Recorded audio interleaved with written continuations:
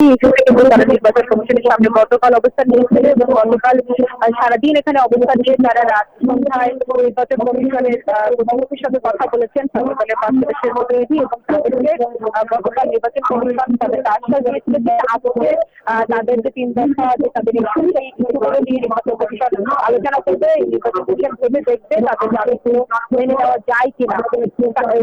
কিছুক্ষণ আগে ছাত্রদল সভাপতি রাকিব এখানে আজকে যে অবস্থান নিয়েছে এখান থেকে তিনি জানিয়েছিলেন যে আজকে নির্বাচন কমিশন তাদের যে ৩টে দাবি নিয়ে তারা যেখানে অবস্থান নিয়েছেন সেই তাদের দাবি মেনে না হলে তারা শান্তিপূর্ণ কর্মসূচি এখানে চালাচ্ছে। তারা হয়তো কঠোর কর্মসূচি এমনটা তারা জানিয়েছেন।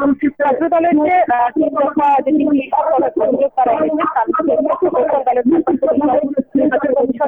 প্রশ্নবিদ্ধ সিদ্ধান্ত নিয়েছে। ওনারা বলছেন যা নির্বাচন প্রক্রিয়া নিরপেক্ষতা নিয়ে একটা সংশয় সৃষ্টি করেছে এবং আরেকদিন তারা বলছেন যে বিশেষ রাজনৈতিক পরিস্থিতির চাপের মুখে দায়িত্বমূলক যৌক্তিক সিদ্ধান্তের পরিবর্তে ছাত্রদল দাবি করছে যে এক ধরনের হঠকারী ও অদূরদর্শী সিদ্ধান্ত গ্রহণ করছে যার কমিশনের স্বাধীনতা ও পেশাদারিত্ব প্রশ্নবিদ্ধ করে এবং আরেকটি তাদের অভিযোগ সেটি হচ্ছে বিশেষ একটি রাজনৈতিক প্রভাব হস্তক্ষেপে হাজারাল বিজ্ঞান ও প্রযুক্তি বিশ্ববিদ্যালয়ের ছাত্র সংসদ নির্বাচনের বিষয়ে নির্বাচন কমিশন নজিরবিহীন বিতর্কিত প্রজ্ঞাপন জারি করেছে। তারা বলেছিল যে আগামী 12 ফেব্রুয়ারি যে জাতীয় নির্বাচন সেই জাতীয় নির্বাচনের আগে 1 মাস আগে পর্যন্ত কোনো ধরনের নির্বাচন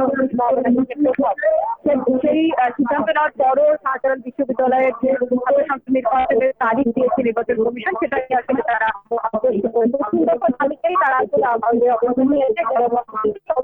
তারা বলছেন তারা এখন কোনো কঠোর বা আক্রমণাত্মক কোনো কর্মসূচি দেয়নি। যদি আজকের মধ্যে নির্বাচন কমিশন তাদের অভিযোগগুলো আমলে না নেয় তাহলে তারা কঠোর কর্মসূচি নির্বাচন কমিশন